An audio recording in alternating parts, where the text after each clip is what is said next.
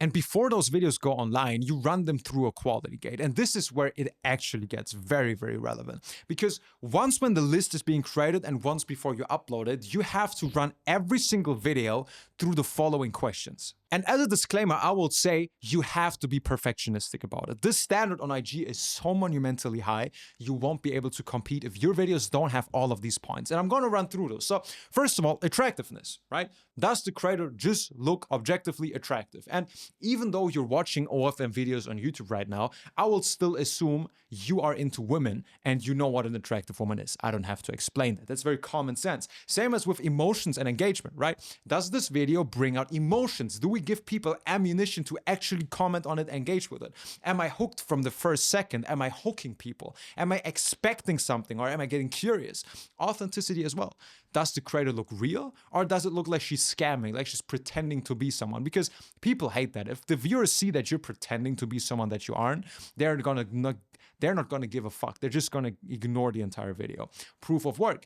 Do I have a template? Do I have a pattern that used to work either for me, for other people? Is the winning pattern included as well? If I know my creator works best with certain outfits, certain positions, certain angles, certain locations, is that included in the video because I know it works the best? And the question that nobody asks themselves ever, do I honestly see this video reaching 100,000 views? And if no, either I improve it or it doesn't get online. And from then on, being perfectionistic, double check, can I do anything to make the text better? Can I do anything to make the visuals even 1% more attractive? Can I do anything to get the watch time just 5% up? Can I just put one thing in the background? Can I make her do something different? This is where we try to make it perfect because it takes 5 minutes to do a video that's 80% good, but it takes another 30 minutes to make it 100% good. And believe me or not, those last 20% are the difference between underperforming and having the competitive edge it takes to go viral. And after all of that, we get to chapter 7, which is testing. And this is where we either kill or we scale. And the basic questions that we're trying to find out is, first of all, how do we know if this niche or this content format actually works?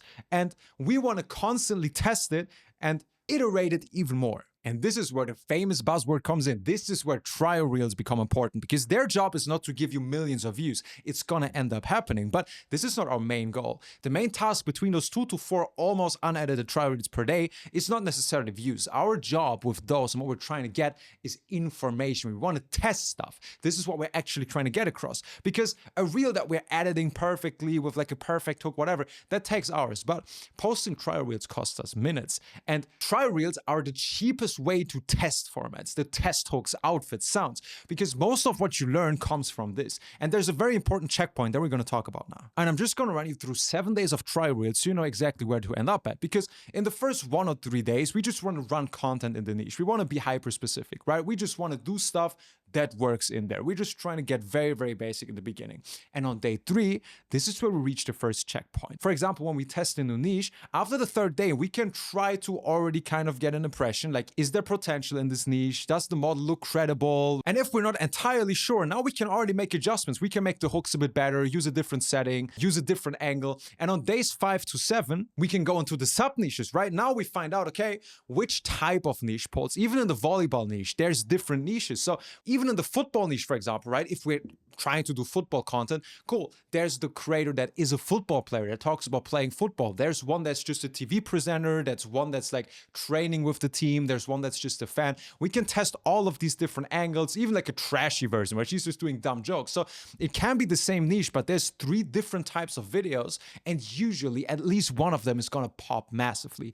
And then after the first week, now we make the final decision. Do we kill this niche or do we build on top of it? Because if it's that and it didn't actually work out, okay, don't care about how much time you invested, how much you prepared.